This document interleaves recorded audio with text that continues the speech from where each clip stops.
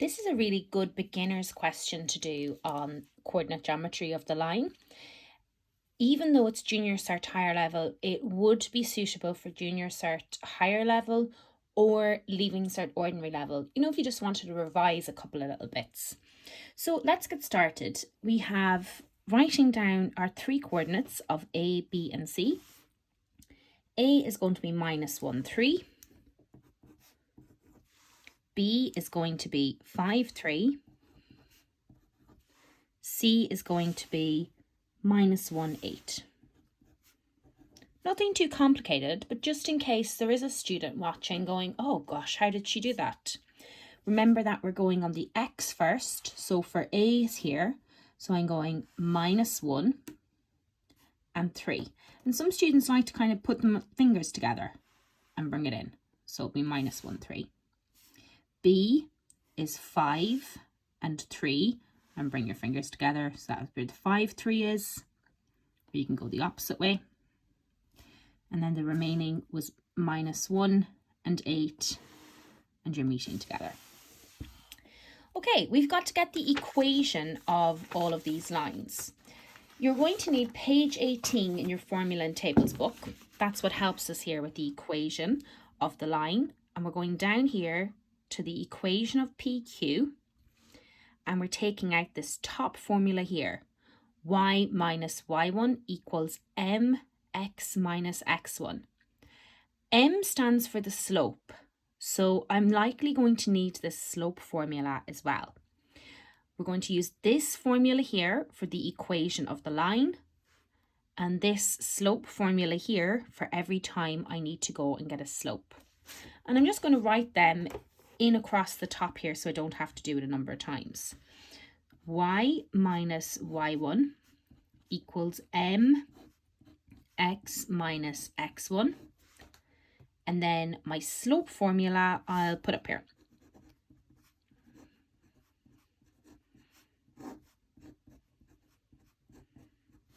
Okay, so we're trying to find the equation of the line A to B. Here's this line here, look, A to B. I can already see, kids, that the slope is 0. How do I know that? Look, see how it's flat? I'm not like going up anywhere. So it's flat. It'd be like walking along a straight road.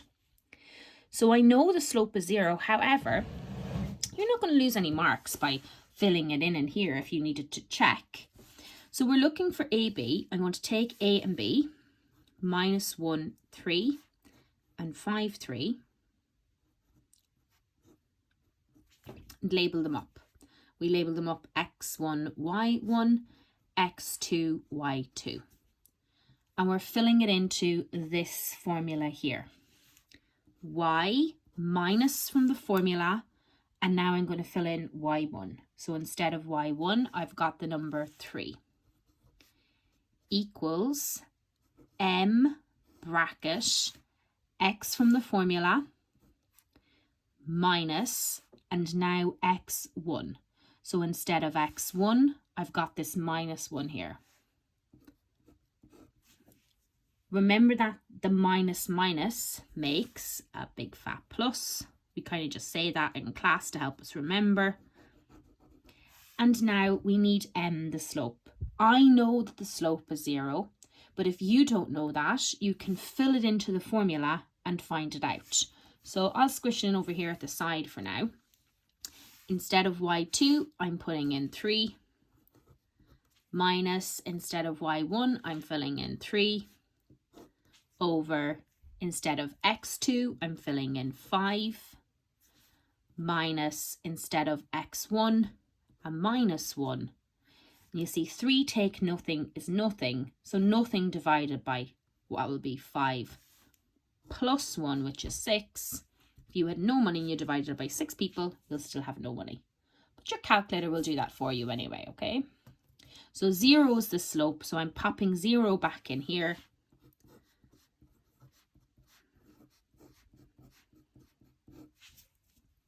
Now we need to multiply out the bracket. So what actually happens is we'll end up with just this, because look, 0 times x is 0.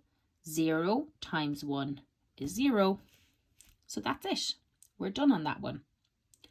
On to getting the equation of the line of the next one, from A to C. So here's A and here's C. I like to rewrite them out.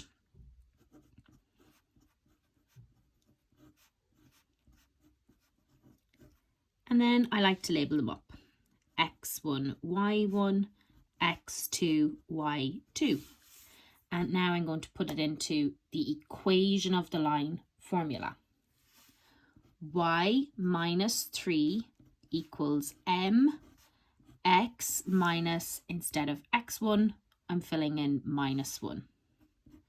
What does that minus make? A big fat plus. I need M the slope. Some students may be able to look here and say that the rise over the run, so the rise is 1, 2, 3, 4, 5. It's straight up, so the run is nothing. So some students may know already that the slope is 5, but if you don't, you can just go out to the side and fill that in. Instead of Y2, you're going to put in 8. Instead of Y1, you're going to put in 3. All over X2, which is minus 1, a minus from the formula, and X1 is minus 1. Your calculator will do that work for you. Oh, sorry, didn't push it over there for you to be able to see it. But the minus makes a plus, and when you pop that into the calculator, you'll get 5. So some students may have known that already. So we get that 5 now, and we fill it back in up here. I always wonder why they give you such little space in some of these places. So we're going to steal some of this space, okay? Now I've popped my 5 back in for the slope, and now I need to get rid of the bracket. So I'm keeping this information here. Y minus 3 equals 5 times x is 5x. 5 times 1 is 5. We just want x, y number. Now, what do I mean by that? Basically, when you're finishing off an equation of the line, we generally want it in a nice special way, okay? We generally like it ax plus by plus c. Now, what does all that mean? It means that we want to sort of push it in a certain order. We want the x first, then we want the y, and then we want the number. So we don't worry about the A, B, C portion, if you see that. It just means a number with the x attached to it, a number with the y attached to it, and then the c. That's all it means, okay? So what's important is we like for our x, when we push it in this order, to be positive. We can already see here in this question that my x is positive. So I'm going to keep my equals where it is, and I'm going to put 5x, then the plus 5, and I want everything on one side, you see. So I'm going to carry this y over here, and it will turn to minus y. I'm going to carry this minus 3 over here, and it will turn to plus 3.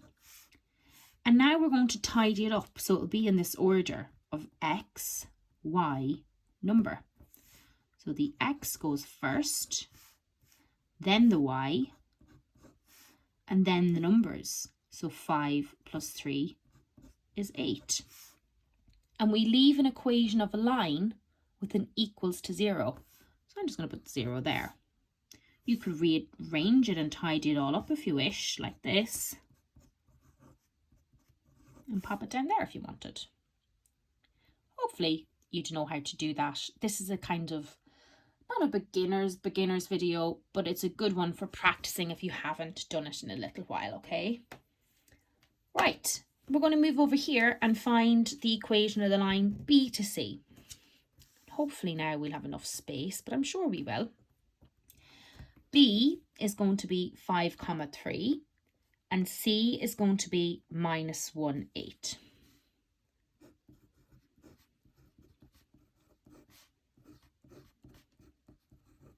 We're going to label it up. and we're filling it into my formula. What formula am I talking about? I'm finding the equation of the line. So it's this top one here, y minus y1 equals mx minus x1.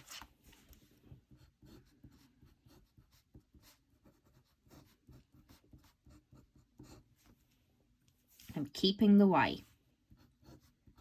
Instead of y1, I'm filling in 3. Keeping the x. Keeping the minus. Instead of x1, I'm filling in 5. What does m stand for? M stands for the slope. So we need to find the slope. We're going to go out to the corner and find it so that we can save a little bit of space. The slope formula is here in the booklet, up the top. y2 minus y1 over x2 minus x1.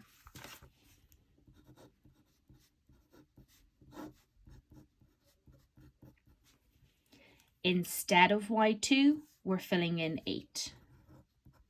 Instead of y1, we're filling in 3.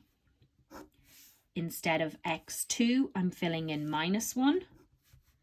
Then a minus from the formula. Instead of x1, I'm filling in 5.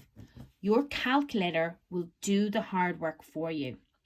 It's going to be minus 5 over 6 will be your answer.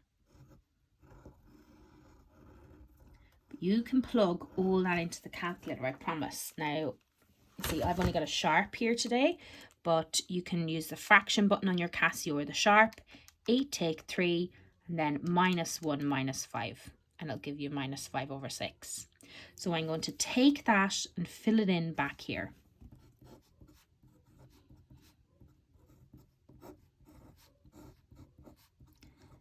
And now, this portion here, this is the first time we've come across one with a fraction. The top one is going to multiply in the way, and the bottom one is going to multiply out the way. 6 times y gives me 6y. 6 times minus 3 gives me minus 18. Minus 5 times x gives me minus 5x. Minus 5 times minus 5 is plus 25. Next up now, do you remember we were kind of looking at this just over here? We want it to be x, y, and a number. And we like the x to be positive. So currently it's negative. So what we're going to try and do is put it all over on one side and let it equal to 0. I'm going to have to add a little page here because I've run out of space. So continuing on here from this one, I've got 6y minus 18 equals minus 5x plus 25. And what we're trying to remember here is that we like it to be positive ax plus by plus c. These don't have to be positive, but to get full marks, we like the x to be positive. Currently, it's negative. So what you do, keep the equals where it is and bring them this way instead. So he's going to move over the equals and turn to positive 5x. This is going to move over the equals and turn to minus 25.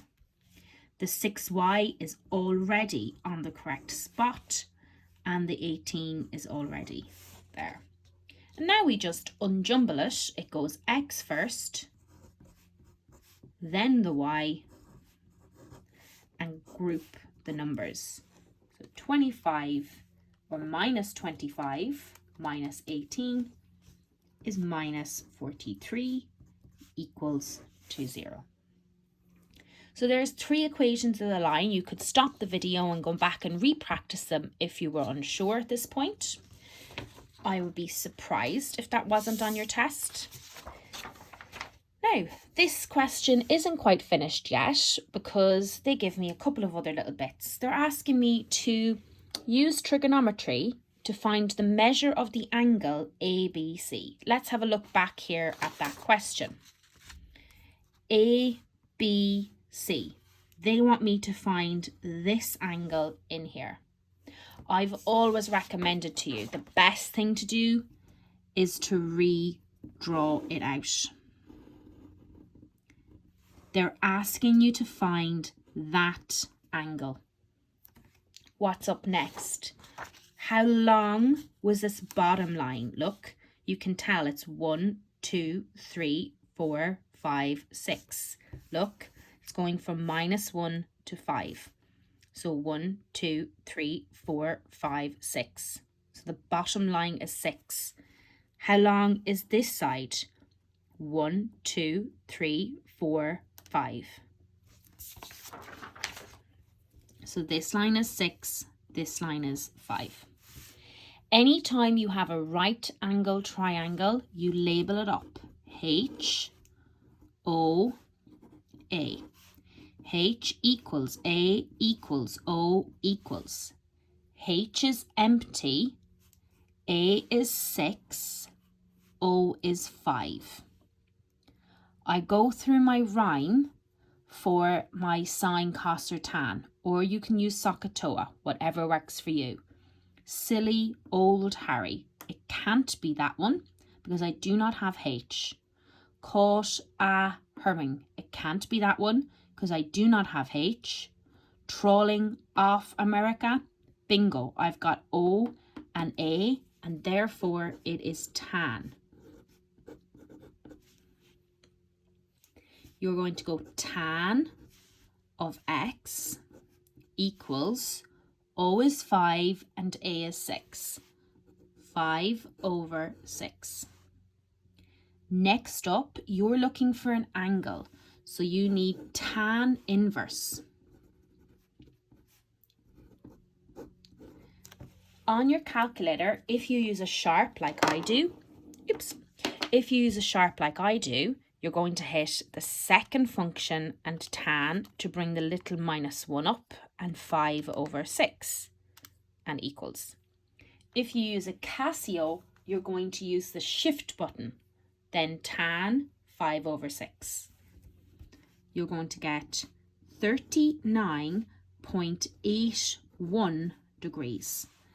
They asked you to leave it to 2 decimal places. Let's have a look back to the calculator. I got 38.805. We wanted to 2 decimals. So you look at the third decimal then, which is 5 or above, and therefore I push the 0 up to 1. So 39.81. That's this little angle in here. Next up, they're asking you to find the distance from B to C and give your answer in third form. You've got 2 options here. They want you to find from here to here. And this is a right angled triangle. Now you know this one and you know this one. So to find the third, you could use Pythagoras theorem, or you could use the distance formula. And we're going to have a look at both, okay? So to find the distance formula, you're looking for B, which is back on the first page, and B was 5, 3. C was -1, 8. How did I know that that means the distance? If you go back to your booklet on page 18, can you see here how they've got 2 lines next to PQ? That means you're using the length, also known as the distance. So 2 lines and 2 letters. Do you see here? 2 lines and 2 letters. That means you're trying to find out a length or the distance between 2 points. So we label it up. This is probably the easier option. And into your formula, the formula is x2 minus x1 squared plus y2 minus y1 squared. Pop it all in. -1 minus 5 squared plus -8 minus 3 squared. Be careful if you're dyslexic. I find sometimes students just jumble up the little ones sometimes, so just maybe double check and be really careful. I'm just going to pop all that into my calculator, the square root, everything. There's nothing to say that I can't. unless it said show all of your workings. Oops, am I going to pop it all in? Let's see, did I make an error? Ah, it's just this calculator passed no heat. I just needed the minus. Oh, small minus. Oh, I need the small minus there too, sorry. So it was just my calculator work. And leave it in third form, so i.e. we are leaving it like that. Root 157. I'm just going to double check my work if that's okay. So B is 5.3 and C is, look, good job I double checked my work, guys, look. C is -1.8. What did I write in? -1, -8. Just kind of thought this seemed a little bit too big. I'll just change that back. And I get root 61. Okay, so I just noticed I popped in the wrong thing. Root 61. So that would be the easy way to find it. Just because we're on it already, we're going to go and see, can I find it the alternative way, which will be using trigonometry, because I already know that that's 5, that's 6, and I'd like to find this. So I go H, O, and A. H equals X, A equals 6, and O equals 5. When you've got 1, 2, 3 pieces of information, I'm going to use Pythagoras theorem. So in case students are wondering, this is a good way to see here how I had something empty. That's how I knew I was using sine, cos, or tan. Here I had all 3 filled, so I was going to use Pythagoras theorem. That leaves me with x squared equals 6 squared plus 5 squared. Why did I put in x for C? Because it's whatever is next to H goes in for C. That'll give me 36 plus 25. X squared will give me 61. You don't want x squared, you just want x. So you bring the square root over and you get root 61. So that would be the slightly more challenging way, but it's a great thing to practice for your exams. Right, we're nearly finished now. Moving on there to the next part, part 2. Hence or otherwise, find the area of the circle that goes through the point A, B, and C and give your answer in terms of pi. So we need the area of the circle formula, which you're going to journey back a couple of pages to page 8 for that. You've got a circle or a disc, and the area is pi r squared.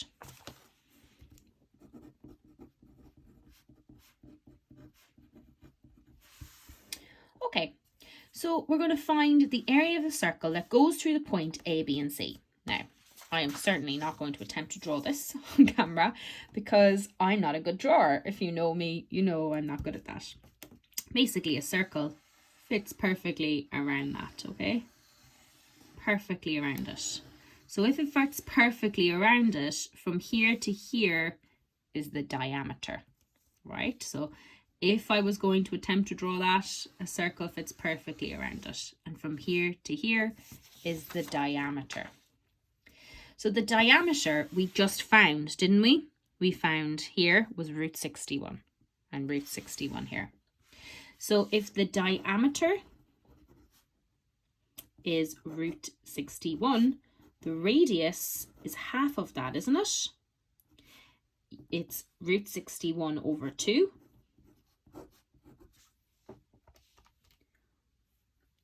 You can put that into the calculator actually. It will just tell you if you're going to get confused on that one.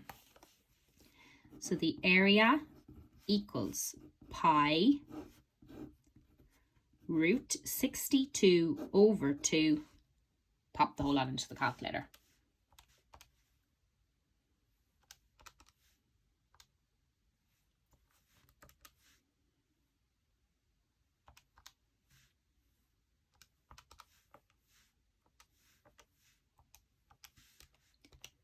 And I got 15.5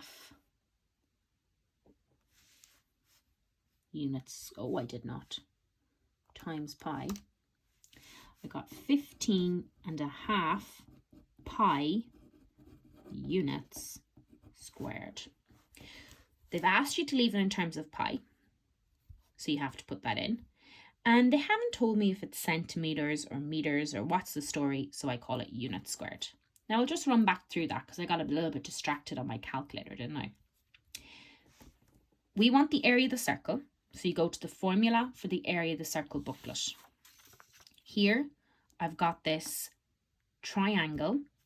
In every semicircle, guys, there's a right angle, okay? I really can't attempt to draw this, but in every semicircle, there's a right angle, okay?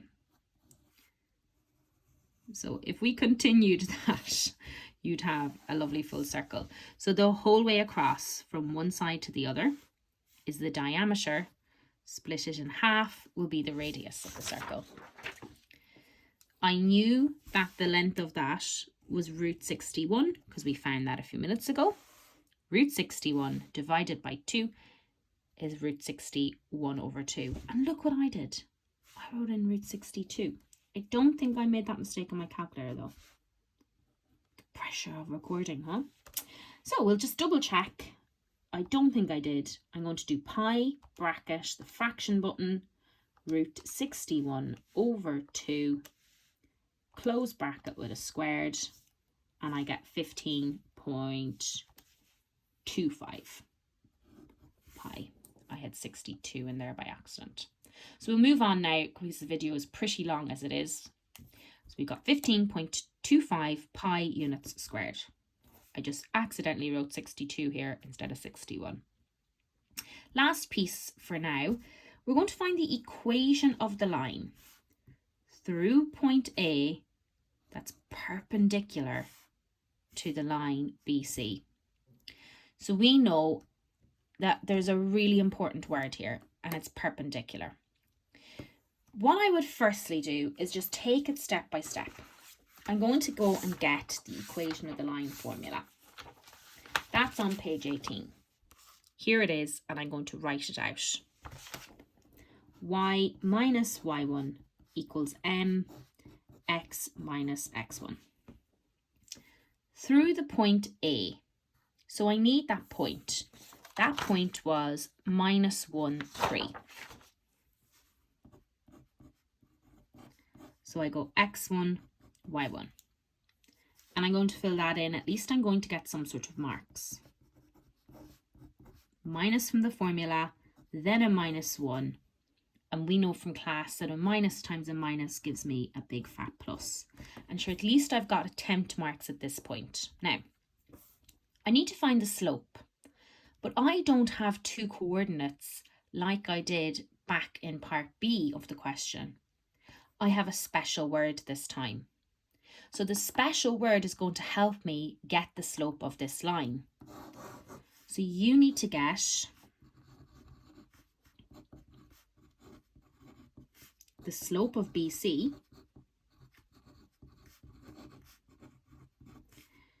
perpendicular means you get the reciprocal of it. Now, reciprocal is a fancy word. It means upside down and change sign. Upside down and change the sign. So what was the slope of BC? We're going to go back. The slope of BC was minus 5 over 6. So it was minus 5 over 6. Therefore, you turn this upside down and you get 6 over 5. Because this slope was negative, this one is positive. Perpendicular means upside down and change the sign. So this slope was negative, therefore this slope is positive. And that's the slope that I'm going to use in here because they told me that this line was perpendicular to BC.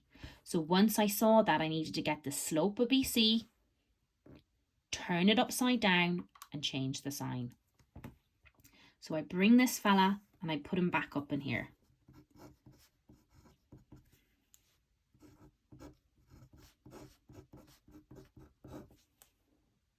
Now I split the question. I put the 6 this way, the 5 this way. 5 times y is 5y. 5 times minus 3 is minus 15. 6 times x is 6x. 6 times 1 is 6. You need this to be ax plus by plus c. Positive. You need a positive x. This is currently positive, so keep the equals where it is. 6x can stay push. That 6 can stay push. You're going to bring this 5y over. He turns to minus 5y. We're taking this minus 15 over here. It turns to positive 15. Then you go 6x minus 5y, and 6 and 15 is 21. So that would be expected of you at Junior Cert Higher level and at Leaving Cert Ordinary level. It's a really good question because it gives you a little bit of everything. Good luck studying and practicing it, everybody, and I'll put it into your groups.